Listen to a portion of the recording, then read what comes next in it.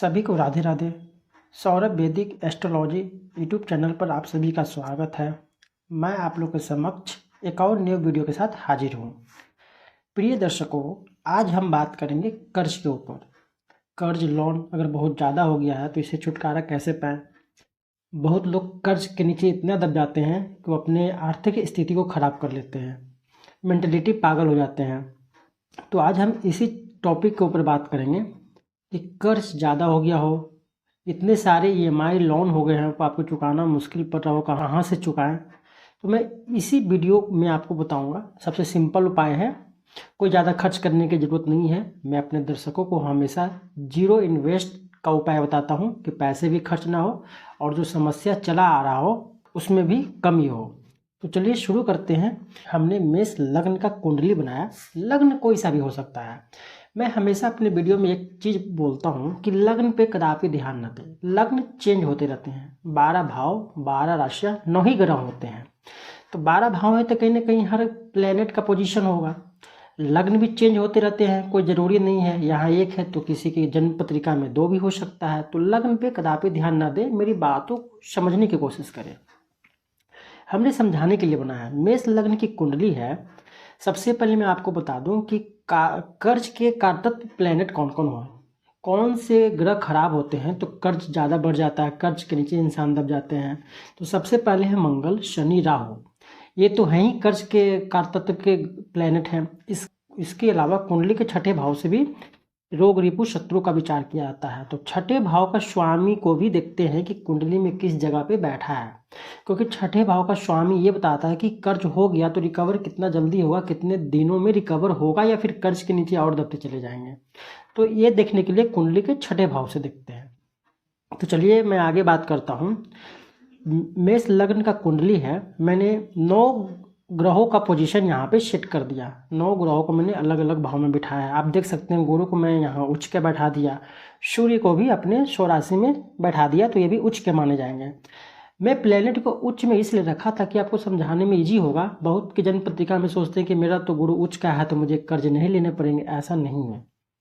हर ग्रह का अपना अपना कारतत्व होता है। जो प्लेनेट जिस चीज़ के कारतत्व होते हैं उसी चीज़ में या तो बढ़ोतरी करते हैं या तो कमी करते हैं। तो चलिए कर्ज की तरफ चलते हैं वीडियो के माध्यम से। मेष लग्न की कुंडली में यहाँ पे देख सकते हैं कि मंगल योग कारक है। इस कुंडली में पहले और अष्टम भाव का स्वामी सप्तम भाव में जाकर के विराजमान है, तो रोचक योग हो गया। और उसके बाद शत्रु राशि में है तो ये मांगलिक भी हो गया।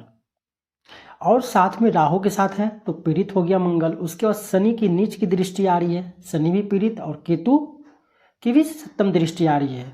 तो यहाँ पे मंगल बहुत ज़्यादा परेशान हो गया। और शनि भी नीच का है तो स्वास्थ्य में बहुत इनका पैसा जाएगा। अब इनका पैसा कहाँ कहाँ खर्च होगा, किस चीज़ों में ये कर्ज लेंगे, मैं वो भी बता देता हूँ कुंडली के माध्यम से। कि मंगल शत्रु राशि में, वैवाहिक जीवन में, पार्टनरशिप में है, व्यवसाय में है, तो ऐसे लोग या तो अपने पार्टनरशिप के साथ नहीं बनती है तो डाइवोर्स जब भी होगा तो इनको कंपनसेशन देना पड़ेगा। या तो जब बिजनेस करेंगे तो उसमें कर्ज ले करके बिजनेस को आगे बढ़ाएंगे। और स्वास्थ्य के प्रति इनका पैसा ज़्यादा खर्च होगा, क्योंकि पहले भाव में शनि बैठा है, नीच का है, तो ऐसे लोगों को स्वास्थ्य जल्दी जल्दी खराब होगा। और ऐसे लोग पैसे ना हो तो कर्ज ले करके अपना इलाज करवाएंगे और कर्ज के नीचे दबते चले जाएंगे। तो हर भाव अलग अलग प्लेनेट बताता है कि कुंडली में ग्रह कर्ज कैसे दिलवाते हैं। बहुत लोग कहेंगे कि गुरु उच्च के सुख भाव हैं, तो सुख भाव तो हैं तो घर का सुख, माता का सुख, गाड़ी का सुख देंगे, नो डाउट। ऐसे लोग घर के सुख पाने के लिए, गाड़ी लेने के लिए, घर बनाने के लिए भी कर्ज ले सकते हैं, क्योंकि मंगल जब पीड़ित होता है, शनि पीड़ित है, राहु पीड़ित है, तो ऐसे लोग कर्ज ज़्यादा लेते हैं।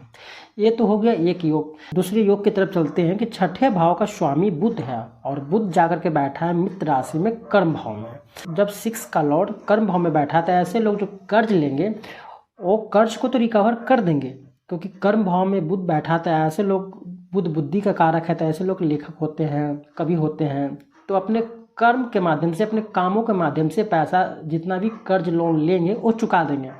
बट हाँ, पूरा चुकाते चुकाते इनको समय लगेगा, क्योंकि इनकी कुंडली में 4 ग्रह खराब है, शनि, केतु, मंगल, राहु। तो जितना ये कर्ज इतना ले लेंगे कि जितना इनकी आय होगी उससे ज़्यादा इनका लोन, EMI, कर्ज वगैरह में पैसा चला जाएगा। ये हो गया दूसरा सूत्र। मैंने 2 सूत्र के बारे में बात किया कि कौन सा ग्रह खराब हो तो कर्ज इंसान लेता है, कर्ज लिया तो रिकवर कब होगा। मान लीजिए यहाँ पे सिर्फ मंगल पीड़ित होता, शनि के तो अच्छे भाव में होते, मंगल पीड़ित होता राहु से, बुध की पोजीशन अच्छी होती और शनि का भी कहीं पोजीशन अच्छा होता। मान लीजिए शनि यहाँ पे अपने मित्र राशि में पराक्रम भाव में भी होता या लाभ भाव में, तो इनका रिकवर बहुत जल्दी होता और कर्ज इनके ऊपर नहीं रहता। लग्न कुंडली अगर ध्यान से एनालाइज करें तो बहुत चीज़ों का व्याख्या करता है। अब मैं इसका उपाय बताऊंगा कि अगर कर्ज बहुत ज़्यादा चल रहा हो, बहुत परेशानी हो रही है ज़िंदगी में, तो सबसे पहले क्या करिए, आप गणेश जी को पूजा करना स्टार्ट कर दें, क्योंकि गणेश जी को कर्ज का स्वामी माना जाता है। अगर आप नित्य दिन गणेश भगवान की पूजा करते हैं और हनुमान चालीसा का पाठ कीजिए तो आपका कर्ज जो है उससे मुक्ति बहुत जल्दी मिलेगा, क्योंकि एक गणेश भगवान, एक हनुमान जी, 2 ही लोग ऐसे हैं जो कर्ज को बहुत जल्दी ख़त्म करते हैं। तो आप अगर गणेश जी की पूजा करते हैं, उपासना करते हैं तो आराम होगा।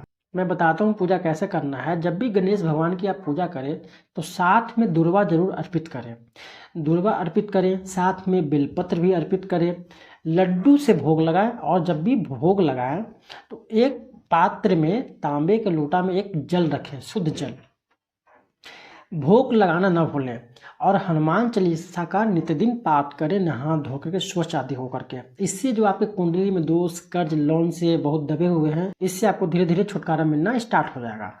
दूसरा चीज़ है कि मछली को आप आटा खिलाइए। कहीं भी जो मछली हो, गांव वगैरह में अगर आप रहते हैं तो जो मत्स्य पालन करते हैं उनको आप क्या कीजिए, रोज़ जा करके सुबह सुबह या शाम में जब भी आपको टाइम मिले मछलियों को थोड़ा सा आटा खिलाइए, गाय को रोटी खिलाइए। इससे जो आप कर्ज में दबे थे, इससे आपको, आप खुद ही फील करोगे कि जो कर्ज था वो धीरे धीरे खत्म होना स्टार्ट हो गया। एक मैं आपको सिंपल चीज़ बताता हूँ कि जब भी आप अपना दाढ़ी बियर्ड बनाएं वो शुक्रवार को बनाएं। ध्यान से सुनिएगा इस बात को, ये आजमाया हुआ है, मैं अपने क्लाइंट को बहुत बताता हूँ और बहुत कारगर ये साबित हुआ है।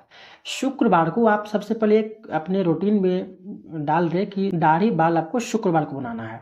शुक्रवार को ही दाढ़ी और बाल बनाइए और जो बनाते हैं वो बाल को आप प्लास्टिक में रख करके, जो भी आपके अगल बगल नदी हो, उस जो प्रवाहित हो रहा हो, रुका हुआ नहीं, जो प्रवाहित हो रहा हो उसमें जाके डाल दीजिए और ये बोलिए कि इस माध्यम से मेरे कर्ज धीरे धीरे खत्म हो रहे हैं। तो आप देखिएगा, मुश्किल से मुश्किल 7-8 शुक्रवार कीजिए, आपका कर्जे, आप खुद ही फील कर लो कि कर्जे जो है खत्म होना स्टार्ट हो जाएगा और आपके पास पैसे आकस्मिक तरीके से आना स्टार्ट हो जाएगा। क्योंकि इस कुंडली में आप देखेंगे शुक्र भी खराब भाव में है, अष्टम भाव में है। तो यही शुक्र, जब शुक्रवार को आप दाढ़ी बाल प्रवाहित जल में डालेंगे और डालते हुए कहेंगे मेरे कर्ज खत्म हो रहे हैं और मेरे पास पैसे आ रहे हैं, तो वही शुक्र जो यहाँ खराब बैठा है आपको पॉजिटिव और आकस्मिक धन दिलाने में बाध्य हो जाएंगे।